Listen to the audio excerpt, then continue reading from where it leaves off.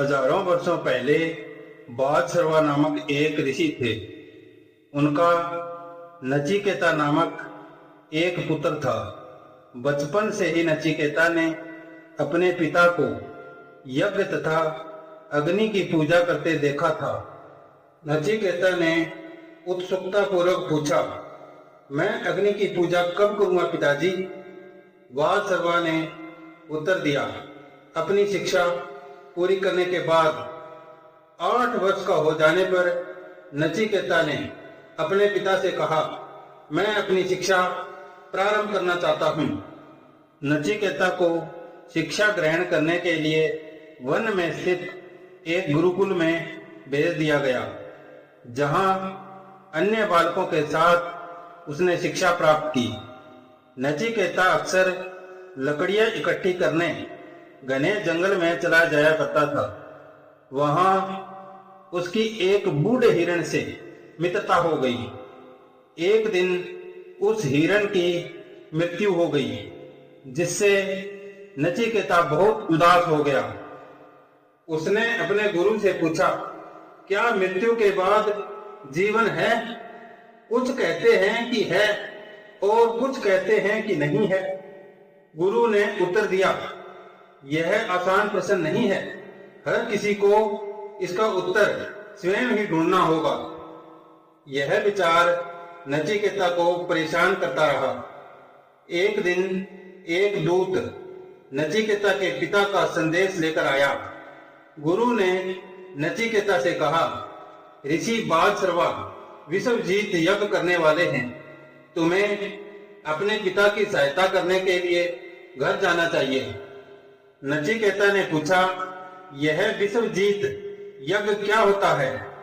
गुरु ने उत्तर दिया, यह महान बलिदानों का अनुष्ठान है। जो भी इसे करता है उसे अपनी सारी संपत्ति दान में देनी होती है। घर पहुंचने पर नचिकेता ने अपने पिता को बूढ़ी गायों को दान में देते हुए देखा।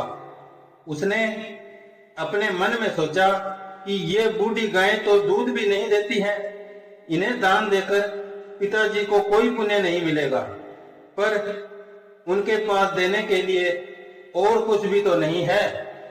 नचिकेता ने अपने पिता से पूछा, पिताजी आप मुझे किसे दान में देंगे? अपने ही पुत्र को अनुष्ठान का मजाक उड़ाते देखकर बादशर्वा क्रोधित हो उठे। नचिकेता ने पुनः पूछा, आपको तो अपनी सारी संपत्ति दान कर देनी चाहिए न, फिर आप मुझे किसे देंगे? क्रोधित बादशर्वा के मुख से निकला, मृत्यु के देवता यम को।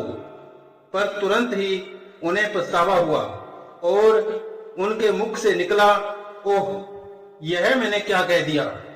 नचिकेता ने कहा, पिताजी आप दुखी मत हो। मृत्यु लोक जाने से पहले कृपया मुझे अपना आशीर्वाद प्रदान करें। पश्चाताप करते हुए बादशर्वा ने कहा, नहीं नचिकेता, कृपया वहां मत जाओ। क्रोध में ये शब्द मेरे मुख से निकल गए थे। मेरा ऐसा कोई इरादा नहीं था। पर नचिकेता के घर छोड़कर जाते ही दुख और पश्चाताप के कारण बादशर्वा बेहोश हो गए। नचिकेता पाताल स्थित यमलोक पहुंचा। यमदेव बाहर गए हुए थे। बिना अन्न जल ग्रहण किए हुए नचिकेता 3 दिनों तक द्वार पर यम के आने की प्रतीक्षा करता रहा। यम ने अपने द्वार पर एक बालक को खड़ा देख पूछा, तुम कौन हो? नचिकेता ने कहा, मैं ऋषि बादशर्वा का पुत्र नचिकेता हूँ। मैं यहाँ 3 दिनों से आपकी प्रतीक्षा कर रहा हूँ। तुमने भोजन ग्रहण किया? यम ने पूछा। नचिकेता ने उत्तर दिया, नहीं महाराज। अतिथि सत्कार नहीं करने वाले का सब कुछ नष्ट हो जाता है। चिंतित यमराज ने सोचा कि मुझे इस पाप का प्रायश्चित करना चाहिए। यह सोचकर उन्होंने नचिकेता से कहा, मेरे द्वार पर बिना अन्न जल ग्रहण किए हुए 3 दिनों तक प्रतीक्षा करने के कारण तुम मुझसे 3 वर मांग सकते हो। नचिकेता ने कहा, मेरे पिता प्रसन्न हो जाएं। यम ने कहा, ऐसा ही होगा, दूसरा वर मांगो। मुझे वह अनुष्ठान बताएं जिसके करने से भूख और प्यास नहीं लगती है। नचिकेता ने कहा। यम ने उत्तर दिया, तथास्तु, अब से यह अनुष्ठान नचिकेता अनुष्ठान नाम से जाना जाएगा। तीसरा वर मांगो। मृत्यु के बाद के जीवन के विषय में मुझे बताने की कृपा करें। नचिकेता की बात सुनकर यम चिंतित हो उठे। एक अत्यंत कम आयु के बालक ने इतना गंभीर प्रश्न किया था। यम ने उसकी परीक्षा लेनी चाहिए। उन्होंने कहा, तुम जो चाहो मांग लो, धन, स्वास्थ्य, दीर्घायु सब तुम्हारा होगा। नचिकेता अपनी बात पर दृढ़ रहा। यम उससे प्रभावित हो गए। उन्होंने बताया कि शरीर की मृत्यु हो जाने पर भी आत्मा अमर रहती है और अपनी इंद्रियों पर नियंत्रण कर लेने से ज्ञान प्राप्त कर ईश्वर से एकाकार हुआ जा सकता है। यम के कारण नचिकेता को परम सत्य का ज्ञान प्राप्त हुआ।